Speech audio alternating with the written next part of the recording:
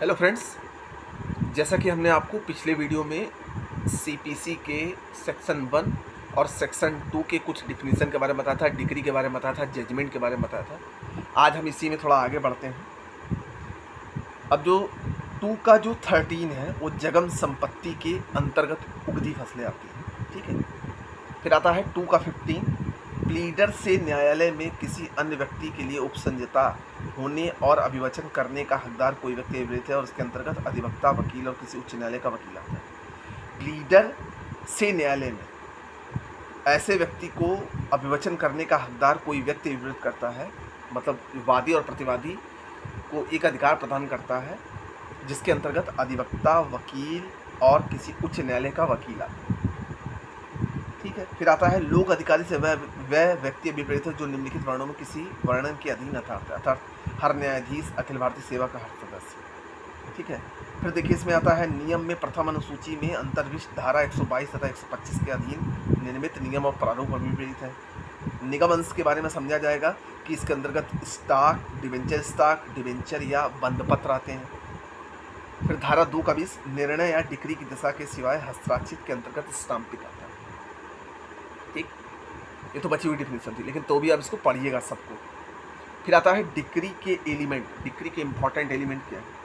तो अगर डिक्री की परिभाषा का विश्लेषण किया जा सके तो उसके निम्न आवश्यक तथ्य निकलते हैं। अब देखिए, अगर डिग्री आपको समझ में नहीं आती है तो डिग्री के इम्पॉर्टेंट एलिमेंट से आपको डिग्री की डिफिनेशन समझ में आएगा। देखिए वीडियो को जिसने पिछली वीडियो को जिसने पूरा देखा होगा उसी को क्लियर समझ में आएगा।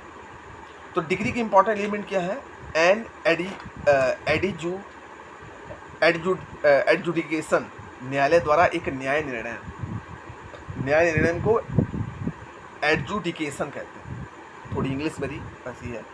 वाद में न्याय निर्णय, वाद में विवादग्रस्त सभी या किन्हीं विषयों के संबंध में पक्षकारों के अधिकारों का अवधारणा का निश्चयात्मक होना, न्याय निर्णय की एक औपचारिक अभिव्यक्ति। और हमने आपको बताया था कि डिक्री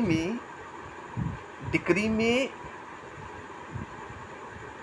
विवादग्रस्त विषयों के संबंध में पक्षकारों के अधिकारों का निश्चायक रूप से अवधारणा करता है। डिक्री जो है उनके अधिकारों और दायित्वों का। तो सबसे पहले है न्यायालय द्वारा न्याय निर्णय, मतलब एडजुडिकेशन। एडजुडिकेशन क्या है? एक न्यायालय द्वारा होना चाहिए। सबसे पहला बात, एक न्यायालय द्वारा होना चाहिए। न्यायालय का निर्णय 2 प्रकार का हो सकता है। न्यायालय का निर्णय जो है वो 2 प्रकार का हो सकता है, या तो डिक्री के रूप में होगा या तो आदेश के रूप में। अब देखिए, न्यायालय का जो निर्णय होगा, जजमेंट होगा, वो 2 रूप में होगा, या तो डिक्री में होगा या तो ऑर्डर में होगा। देखिए डिक्री ऑर्डर दोनों अलग अलग है, पर वह एक स्थान दोनों नहीं हो सकता, लेकिन एक ही स्थान पर दोनों नहीं हो सकता कि डिक्री ऑर्डर दोनों पारित कर दिया जाए, कोई एक होगा। कोई भी निर्णय जो एक ऐसे अधिकारी द्वारा दिया जाता है जो न्यायालय के रूप में नहीं बैठता, कोई भी निर्णय जो एक ऐसे अधिकारी द्वारा दिया जाता है जो न्यायालय के रूप में ठीक नहीं बैठता, डिक्री की सीमा में नहीं आता। अगर वह ठीक नहीं बैठता निर्णय तो वो डिक्री की सीमा में नहीं आता। रेलवे दावा अधिकरण एक दीवानी न्यायालय नहीं है। अब जिसमें रेलवे का दावा किया जाता है वो एक दीवानी न्यायालय नहीं है। रेलवे दावा मतलब रेलवे के अंतर्गत अगर कोई दावा किया जाता है संपत्ति का तो वो दीवानी न्यायालय के अंतर्गत नहीं है। अब आता है वाद में न्याय निर्णय। तो न्यायालय द्वारा न्याय निर्णय किसी वाद मतलब सूट में होना चाहिए। यहाँ क्वेश्चन ये उठता है कि वाद किसे कहते हैं। तो वाद की परिभाषा संहिता में कहीं नहीं दी गई है, पहली बात तो। अब वाद की परिभाषा क्या हो सकती है, आप सोचिए। वाद का मतलब कि दो लोगों के बीच में कोई ऐसी घटना घटी जिसके बिहाफ पर एक व्यक्ति को हानि हो रही है, क्षति हो रही है, अब संपत्ति की या पैसे की, तो वह उस संपत्ति या अपने हानि की क्षतिपूर्ति करने के लिए क्या करेगा? न्यायालय जाएगा। और न्यायालय में जाएगा, डायरेक्ट तो न्यायालय में जाएगा नहीं।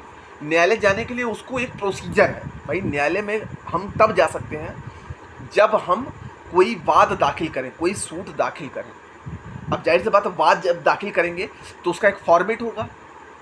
उसमें प्रारूप होगा, उसमें वादी और प्रतिवादी दोनों का समावेश होगा, जाहिर सी बात है, तभी तो पता चलेगा कि हाँ ये वाद इस तथ्य पर लाया गया। देखिए, वाद शब्द का अभिप्राय किसी विशेष संदर्भ से भिन्न साधारणतः ऐसी दीवानी कार्रवाई से है जो वाद पत्र प्रस्तुतिकरण द्वारा संस्कृत की जाती है, लेकिन ये परिभाषा आंशिक रूप से ही सत्य प्रतीत होती है, क्योंकि ऐसी विधिक कार्रवाई जिनका प्रारंभ मात्र प्रार्थना पत्र देने से होता है, ऐसी विधिक कार्रवाई जिसका प्रारंभ मात्र प्रार्थना पत्र देने से होता है, फिर भी ऐसी विधिक कार्रवाई को वाद की संज्ञा दी जाती है। उदाहरण के लिए भारतीय उत्तराधिकार अधिनियम की धारा 295 के अंतर्गत प्रतिविरोधात्मक प्रोबेट कार्यवाही या भारतीय विवाचन अधिनियम 1940 की धारा 20 के अंतर्गत करार दाखिल करने से संबंधित कार्यवाही या हिंदू विवाह अधिनियम 1955 की धारा 9, 10, 11 और 13 के अंतर्गत कार्यवाही, भूमि अधिग्रहण अधिनियम 1894 की धारा 26 के अंतर्गत कार्यवाही आदि। इस प्रकार डिक्री का संबंध वाद से है। किसी वाद में ही न्यायालय का निर्णय डिक्री की संज्ञा ले सकता है। अब किसी वाद में ही न्यायालय का जो निर्णय है वो डिक्री की संज्ञा ले सकता है। ठीक है, तीसरा पॉइंट है, वाद में विवादग्रस्त सभी या किन्हीं विषयों के संबंध में पक्षकारों के अधिकारों का अवधारण।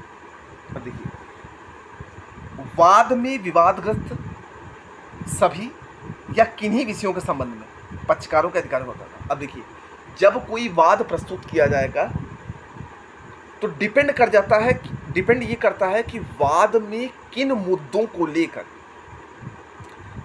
लेकर मेन वाद प्रस्तुत किया गया, या धन वसूली से या संपत्ति से कोई किसी व्यक्ति ने मान लीजिए अपनी कोई संपत्ति को किसी को किराए पर दिया, अब वो उस पर कब्जा कर लेता है, किराए में नहीं देता है, तो इस वजह पर वाद लेता है, तो ये क्या मेन मुद्दा।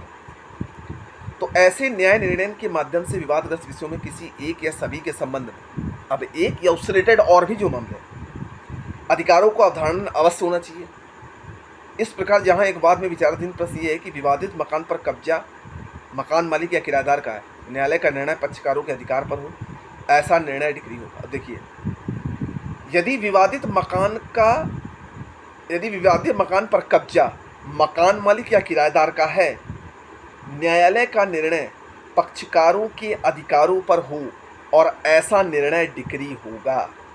परंतु यदि वाद में न्यायालय द्वारा दिया गया निर्णय पक्षकारों के अधिकार पर निर्णय नहीं है तो उसे डिक्री नहीं कह सकते। अगर न्यायालय का निर्णय पक्षकारों के अधिकारों पर निर्णय नहीं है तो इसे डिक्री नहीं कहा जाएगा। उदाहरण स्वरूप, वाद के खारिज करने का आदेश, अभियोजन न करने के आधार पर निष्पादन में मुकदमे को खारिज होने का एक आदेश, या अंकीचन के रूप में वाद दायर करने की छूट या न देने का आदेश पक्षकारों से अभिप्राय वाद के पक्षकारों से है। किसी अन्य व्यक्ति के विषय में लिया गया निर्णय डिक्री नहीं होगा। किसी अन्य व्यक्ति के विषय में लिया गया निर्णय डिक्री नहीं हो सकता, क्योंकि डिक्री तभी होता है जब दो वादी और प्रतिवादी दोनों हो। किसी एक व्यक्ति का जो निर्णय होगा वह डिक्री नहीं होगा। उदाहरण तौर पर अंदर थर्ड पार्टी के पक्षकार बनाने के प्रार्थना पत्र पर पारित आदेश। अगर कोई थर्ड पार्टी इसका पक्षकार बनना चाहता है तो उसके प्रार्थना पत्र पर पारित आदेश चाहिए। विवादग्रस्त विषय से मात्र इतना है कि केवल वाद के गुणों से ही संबंधित है, अभी तो उनके अंतर्गत वाद दाखिल करने वाले पक्षकार के चरित्र और हैसियत से, अदालत की अधिकारिता से, मुकदमे के कायम होने की योग्यता और दूसरे प्रारंभिक विषयों में जो वाद की जांच के पहले ही निर्णय को आवश्यक बना देते हैं, इससे संबंधित कोई भी विषय आ सकता है। परंतु वादग्रस्त विषय में किसी वाद को दायर करने की प्रारंभिक कार्रवाई शामिल नहीं। अब देखिए, वादग्रस्त विषय में किसी वाद को दायर करने की प्रारंभिक कार्रवाई शामिल नहीं। ठीक है, फिर आता है अवधारणा का निश्चयात्मक होना। किसी भी वाद में न्यायालय द्वारा पक्षकारों के अधिकार पर अवधारणा डिटर्मिनेशन निश्चयात्मक होना चाहिए। ठीक है, दूसरे शब्दों में निर्णय देने वाले न्यायालय के संदर्भ में यह अवधारणा पूर्ण एवं अंतिम होना चाहिए। यदि कोई ऐसा प्रश्न जिस पर कि निर्णय लिया जाना है विनिश्चय के लिए खुला रह जाता है तो वह डिक्री नहीं हो सकता। अब देखिए, मान लीजिए कोई ऐसा सेंटेंस आ गया जिस पर निर्णय नहीं लिया जा सकता तो वह डिक्री नहीं हो सकता। उदाहरणतः, न्यायालय के द्वारा अपने अंतरहीन शक्ति के अधीन किसी मामले का प्रचलन जिसमें किसी प्रश्न के अंतिम रूप से निर्णय न करने निचले न्यायालय पर छोड़ देना निश्चयात्मक उदाहरण नहीं होता। अब देखिए, अगर कोर्ट में कोई मामला चल रहा है, किसी सिविल वाद पर कोई निर्णय दिया जा रहा है और वह अगर उसकी अधिकारिता क्षेत्र के बाहर है तो वो क्या करेगा, वो डिग्री पारित नहीं कर सकता। ठीक, फिर न्याय निर्णय की औपचारिक अभिव्यक्ति क्या है? न्याय निर्णय की एक औपचारिक अभिव्यक्ति होनी चाहिए। निर्णय की औपचारिक अभिव्यक्ति से तात्पर्य उन रिलीफ में किसी या सभी को स्वीकार करने या अस्वीकार करने से है जिनका वाद पत्र में दावा किया गया है और जो औपचारिक घोषणा से दिए गए। प्रारूप की सभी आवश्यकताएं पूरी होनी चाहिए। दूसरे शब्दों में फॉर्म को सभी अपेक्षाओं का पालन अवश्य होना चाहिए। मतलब फॉर्म में आप जो भी फॉर्मेट रखते हैं उनका सभी अपेक्षाओं का पालन होना अवश्य होना चाहिए। ठीक, तो ये थे हमारे डिग्री के 5 इम्पॉर्टेंट पॉइंट, जिनको आप एक बार ध्यान से देख लीजिएगा। कल के वीडियो में हम आपको डिग्री के टाइप्स बताएंगे कि प्राइमरी डिग्री और फाइनल डिग्री क्या होती है। तब तक के लिए धन्यवाद। वीडियो अच्छा लगे तो शेयर करिएगा, वीडियो को पूरा देखिएगा। हाथ जोड़ के विनम्र निवेदन है आपसे, कोई अब भी कोई दिक्कत आती है तो कमेंट बॉक्स में कमेंट जरूर करिएगा। मैं बार बार ये कहता हूँ, बाकी मैं वीडियो तो अपलोड करता ही रहूँगा। Thank you.